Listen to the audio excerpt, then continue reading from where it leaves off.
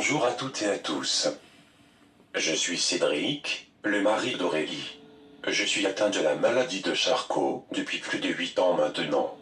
Pourtant rien ne me prédestinait à cette maladie. J'ai passé toute mon enfance à la campagne, à manger des produits frais, à faire beaucoup de sport. J'ai fait des études dans la finance. Je n'ai eu que des emplois intellectuels sans jamais être en contact direct avec des produits toxiques, à part peut-être dans mon environnement, avec les pesticides dans les vignes autour de chez moi. J'ai d'abord eu la forme spinale qui est le commencement de la maladie pour 70% des cas environ.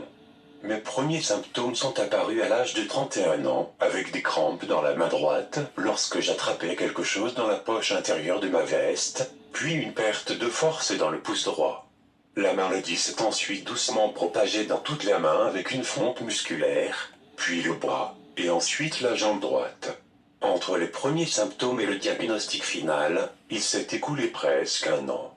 Au début, ils ont soupçonné la maladie de Lyme, mais une ponction lombaire et un EMG ont vite conduit à la SLA.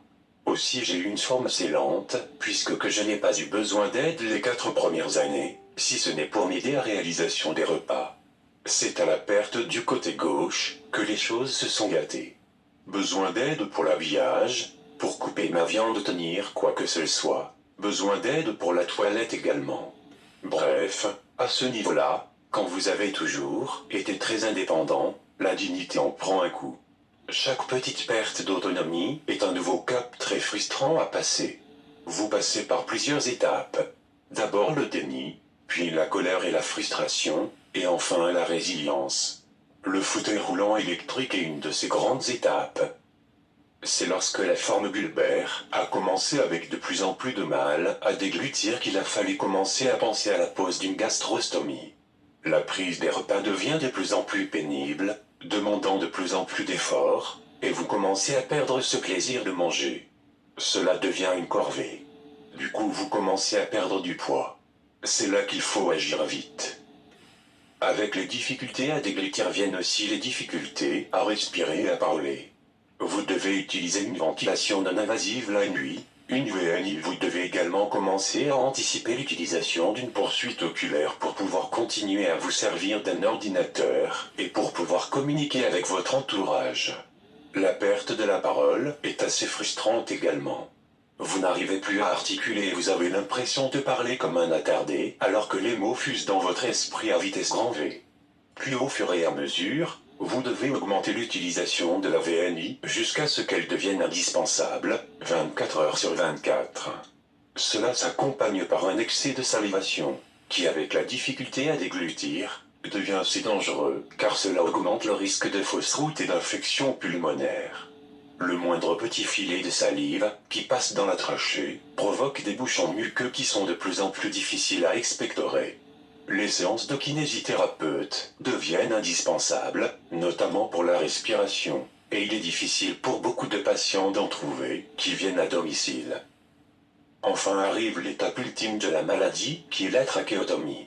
À ce moment-là, vous devez prévoir une équipe d'auxiliaires de vie 24 heures sur 24, et si possible formée aux aspirations endotrachéales, chose qui est impossible lorsque la maladie se déclare quand vous êtes à la retraite, et que vous êtes bénéficiaire de l'APA avec seulement 1 500 € d'aide par mois. Il faut savoir que comparé à un pays comme le Japon où 45% des patients atteints de l'ASL ont accès à la trachéotomie, nous ne sommes que 3% en France. 3 malheureux pourcents. Et quand bien même vous en avez les moyens, il arrive que certains neurologues ou pneumologues fassent tout pour en dissuader la famille devant l'ardeur de la tâche à venir.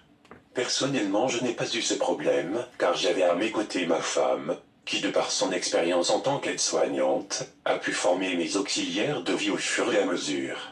Mais tout le monde n'a pas la chance d'avoir sa moitié dans la profession. Il faut savoir également qu'un patient atteint de la maladie de Charcot au stade de la trachéotomie demande beaucoup d'exigences et le turnover est donc assez élevé chez les auxiliaires de vie. Vous devez donc régulièrement trouver de nouvelles personnes et les former. Cela devient tellement usant à la longue que certains décident d'abandonner et de partir. Et c'est assez perturbant, car comme nous sommes environ 7000 patients en France, il y a des réseaux qui se forment et vous faites partie d'une petite communauté. C'est pour cela que ma femme, aidée de Lorane qui a été mon auxiliaire de vie, a créé l'organisme de formation Les Petites Mains de Charcot, le but étant de former un maximum de professionnels de santé à la SLA et de permettre à un maximum de patients d'avoir accès à des soins de qualité, et également, pour ceux qui le souhaitent, d'avoir accès à la trachéotomie, et de pouvoir repousser de quelques années l'issue fatale de cette maladie. Un grand merci à elle.